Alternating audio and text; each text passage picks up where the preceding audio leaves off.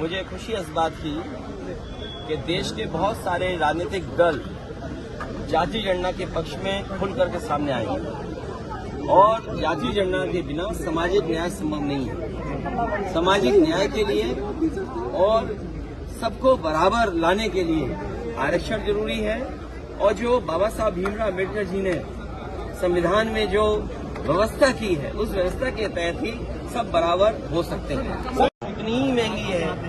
अगर जो दावा करते थे इन्वेस्टमेंट कहीं नहीं दिख रहा है। सड़कों पर 1 महीने में गड्ढा मुक्त हो जाएंगी, फिर इतने महीने बाद गड्ढा मुक्त हो जाएंगी।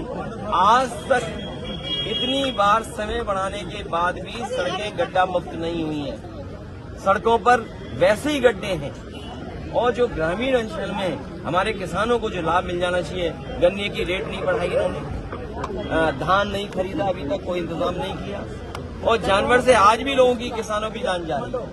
तो इस सरकार के सामने कोई रास्ता नहीं है। सरकार इसीलिए इतना छोटा सत्र बुलाई है।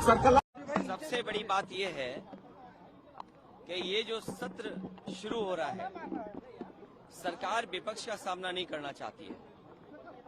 सरकार इतने कम समय के लिए जो ये सेशन चला रही है, इसका मतलब सरकार विपक्ष के सवालों से बचना चाहती है। विपक्ष के सभी सवालों का जवाब सरकार दे, इसी से लोकतंत्र मजबूत होगा। इसी से जनता की जो तमाम समस्याएं हैं उनके बारे में जनता को आखिरकार सरकार क्या कर रही है सुनने को मिलेगा। ये जनता के सवालों से सरकार भागना चाहती है, इसीलिए इस सत्र का समय बहुत कम रखा गया है। जिस सरकार ने पहले भी खर्च पैसा न किया हो, जो सुविधाएं देनी चाहिए सरकार को, चिकित्सा पूरी तरीके से बर्बाद है। जिला अस्पतालों में इलाज नहीं है। बड़े दावे देते थे मेडिकल कॉलेजेस में, वहां इलाज नहीं मिल पा रहा है। पढ़ाई बर्बाद हो गई है। प्राइमरी स्कूल में कोई एडमिशन लेने नहीं आ रहा है। इंटर कॉलेजेस की दुर्दशा है, वहां कौन सी पढ़ाई कराने जा रही है सरकार। जो ग्रेजुएट बच्चे हैं उनकी कोई सुनवाई नहीं है। जिन बच्चों को आरक्षण के नियमों के तहत नौकरी मिल जानी चाहिए थी, 69,000 वाले बच्चे लगातार आंदोलन कर रहे हैं। आखिरकार सरकार क्या कर रही है? सरकार के हर स्तर पर वो छात्र नौजवान अपनी मांगों को लेकर के मिले हैं। आज भी समस्या का समाधान नहीं है। जानवर वैसे ही सड़कों पे घूम रहे हैं। बिजली उतनी ही महंगी है।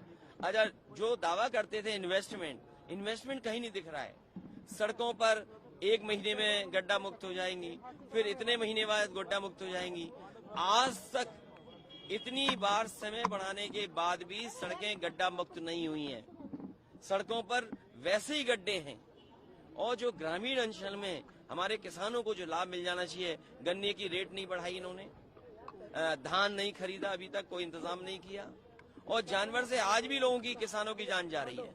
तो इस सरकार के सामने कोई रास्ता नहीं है। सरकार इसीलिए इतना छोटा सत्र बुलाई है। सर, कल आप तमिलनाडु गए थे, वीपी सिंह की प्रतिमा का अनावरण था। ये सवाल आज केशव मौर्य से पूछा गया तो उन्होंने कहा कि जब समाजवादी पार्टी 5 साल सत्ता में थी तो पिछड़ों का ख्याल क्यों नहीं आया?